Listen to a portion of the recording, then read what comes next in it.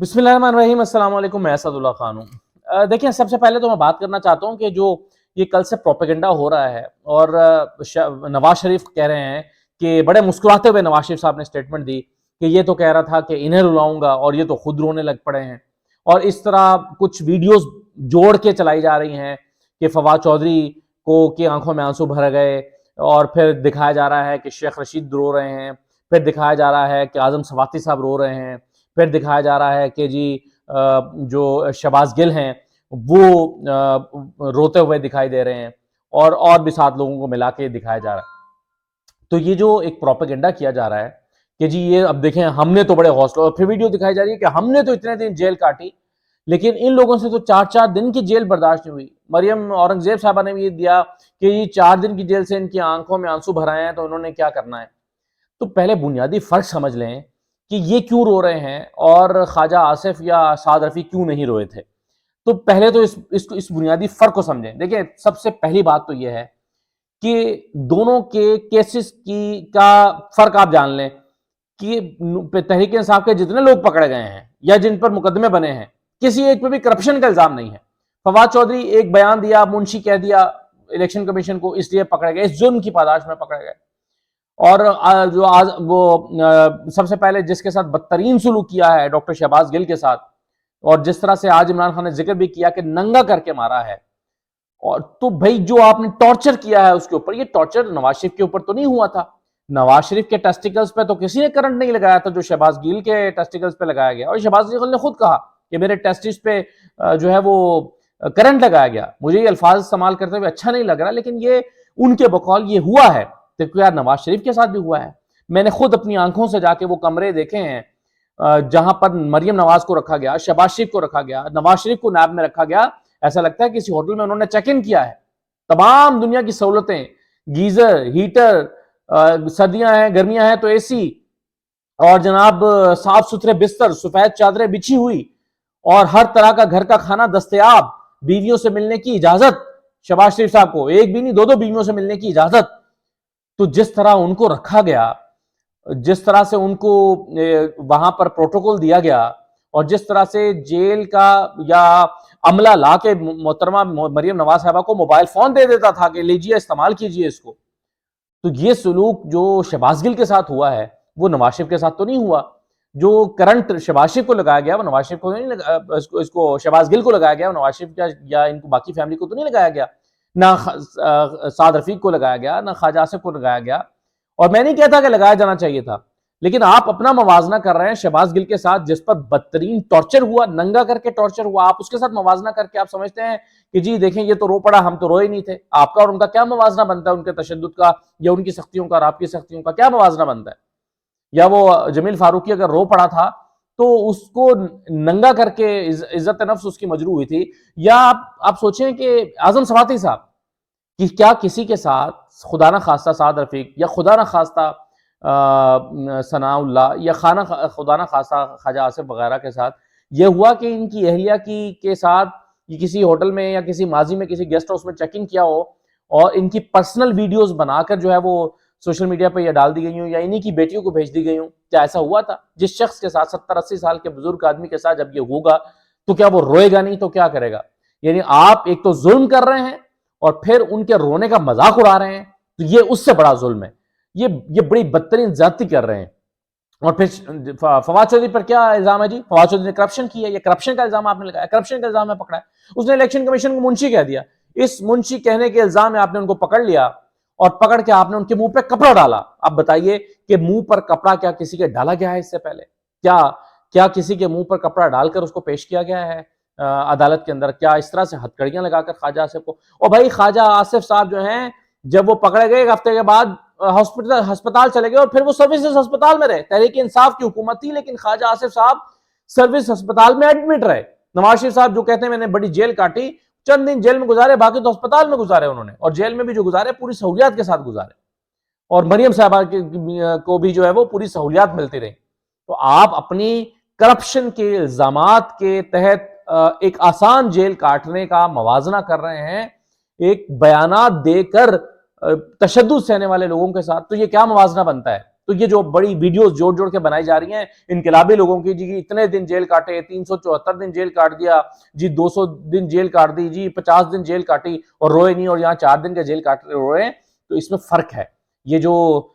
شہباز گل کی جس نازک اعضاء پہ کرنٹ لگایا گیا تھا نہیں لگانا چاہیے، مگر لگایا گیا ہوتا اگر کسی اور کے تو شاید میں دیکھتا کہ کیسے کہ ان کی آنکھوں سے آنسو نہ نکلتے، اور کیسے ان کا انسان ہی ہے نا، گوشت پوست کا انسان ہی ہے نا شہباز گل، کتنا انقلابی کیوں نہ ہو، امریکہ سے چاہے جتنی پاکستان کی خدمت کرنے یا ایک پاکستان کی پالیٹکس کو سرو کرنے کیوں نہ آیا ہو، لیکن اگر آپ اس کو ہے تو گوشت پوست کا انسان ہی ہے نا وہ، آپ اس کے اوپر اتنا ٹارچر کریں گے تو کیا اس کی آنکھوں سے آنسو بھی نہیں نکلیں گے؟ اعظم سواتی کے ساتھ جو آپ نے کیا ہے کہ کسی اور کی فیملی کے ساتھ کریں گے تو کیا اس کی آنکھوں سے آنسو بھی نہیں نکلیں گے؟ تو یہ جو موازنہ کیا جا رہا ہے یہ ایک بے شرمی ہے، میں سمجھتا ہوں کہ موازنہ کرنا بھی بے شرمی ہے، تو یہ موازنہ کرنا تو آج آپ بند کر دیں کہ جی فواد چودھری رو پڑے اور ہم روئے نہیں ہیں۔ تو فواد چودھری کا کہ بچوں کے باپ پر کرپشن کا الزام کوئی نہیں ہے جو آپ احد چیمہ کے ساتھ میچ کر کے دکھا رہے ہیں۔ فواد حسن فواد پلی بارگن کرنے کو پھرتے رہے، اور پلی بارگن کے سے پہلے انہوں نے اپنے پلازے جو غیر قانونی ان کے اوپر الزام تھا کہ انہوں نے بنا رکھے تھے اس کو انہوں نے بیچنے کی کوشش کی، انہوں نے پلان یہ بنایا کہ میں اس میں سے ایک پلازا بیچ کے ایک 10 کروڑ کا بیچوں گا، 1 کروڑ پلی بارگن کروں گا، 9 کروڑ کا پھر پلازا خرید لوں گا۔ فواد حسن فواد کے آپ جو ہے وہ ان کے اوپر الزامات کی نوعیت تو جا کر دیکھیں۔ آپ فواد حسن فواد کا موازنہ کر رہے ہیں فواد چودھری کے ساتھ یا شاندانہ گلزار کے ساتھ موازنہ کریں گے؟ شاندانہ گلزار جو ہے ان پر بھی بغاوت کا مقدمہ درج کر دیا، اور پھر شیخ رشید کے ساتھ ہو رہا ہے، 73 سال کے ایک آدمی کو دھکے دیے جا رہے ہیں۔ آج تک آپ نے دیکھا کہ جتنے لوگ پہلے تحریک انصاف کی حکومت میں پکڑے گئے کسی کو دھکا بھی دیا گیا ہو، کسی کی عزت احترام میں کوئی فرق آیا ہو، پورے پروٹوکول کے ساتھ عدالت لایا جاتا تھا، اور میں خود گواہ ہوں اس بات کا، میں جا کر دیکھتا رہا ہوں نیاب کی عدالت میں پھولوں کی پتیاں نچھاور ہوتی تھیں شہباز شریف پر اور حمزہ شہباز پر، اور ان کے کا یہ استقبال کرنے والوں کو استقبال کرنے دیا جاتا رہا تھا۔ کارکن جمع ہوتے تھے، کمرہ عدالت کے باہر تک کارکن جمع ہوتے تھے، پھولوں کی پتیاں ان کو پھینکنے دی جاتی نہیں تھی، ورنہ ان کے اوپر لاٹھی چارج نہیں ہو سکتا تھا۔ وہ کارکن جو 10-12 کارکن جمع ہو کے پھولوں کی پتیاں پھینکتے تھے، اور حمزہ شہباز کو اور شہباز شریف کو الگ الگ گاڑیوں میں پورے پروٹوکول میں، اس وقت وہ وزیر اعظم نہیں تھے، اس وقت جو ہے وہ ان کے پاس کوئی عہدے نہیں تھے، لیکن پورے پروٹوکول میں الگ الگ گاڑیوں میں پولیس کی آگے پیچھے سکواڈیں لگا کے ان کو لایا جاتا تھا۔ آپ موازنہ کر رہے ہیں ان کا ان لوگوں کے ساتھ جن کی آنکھیں بھر رہی ہیں، جب آپ شیخ رشید کے ساتھ جو ہے وہ آپ کریں گے دھکے دیں گے اس کو، ایک 70-73 سال کے آدمی کو جو 6 دفعہ منسٹر رہا ہوگا، آپ کے اختلافات ہو سکتے ہیں۔ اور پھر وہ کیا کہہ رہے ہیں، شیخ رشید نے کیا کہا ہے؟ شیخ رشید کہہ رہے ہیں کہ دوران حراست مجھ سے پوچھ رہے ہیں کہ عمران خان کا ساتھ کیوں دے رہے ہو، وہ تو نااہل ہو جائے گا، اس کا ساتھ کیوں دے رہے ہو؟ تو یہ شیخ رشید کا جرم ہے جو جرم بن گیا ہے۔ اچھا، اب یہ تو میں اس پر سب سے پہلے بات کرنا چاہتا تھا کہ یہ جو ایک تماشا لگا ہوا ہے کہ آپ ایک ایک بیان دینے پر لوگوں کو اٹھائیں، بغاوت کے مقدمے درج کریں، تشدد کریں، اور ان کو یہ پیغام دیں کہ عمران خان کا ساتھ چھوڑ دو، تو ایک تو یہ تماشا لگا ہوا ہے۔ دوسرا، آج عمران خان نے ایک جو ہے وہ تقریر کی ہے، اور عمران خان نے اپنی اس تقریر میں 2 آپشنز پہ بات کی ہے۔ انہوں نے کہا کہ جی ظلم و ستم جو ہے اس کا بازار گرم ہو چکا ہے، اور اس میں میرے پاس 2 آپشن رہ گئے ہیں۔ ایک تو یہ کہ میں باہر نکلوں، پہیہ جام کر دوں، کارکنوں سے کہوں آ جائیں، سڑکوں پر آ جائیں، اور جس شہر میں، جس ضلع میں، جس یونین کاؤنسل میں لوگ ہیں وہ باہر نکلیں اور پہیہ جام کر دیں اور پورا ملک جام کر دیں، لیکن وہ کہتے ہیں کہ جی اس سے معیشت اور تباہ ہو جائے گی اور معیشت اور خراب ہو جائے گی۔ تو دوسرا ان کے پاس آپشن یہ ہے کہ وہ جیل بھرو تحریک شروع کریں گے، اور وہ کہہ رہے ہیں کہ کارکن تیار ہو جائے، میں جیل بھرو تحریک کروں گا۔ لیکن میرا خیال ہے عمران خان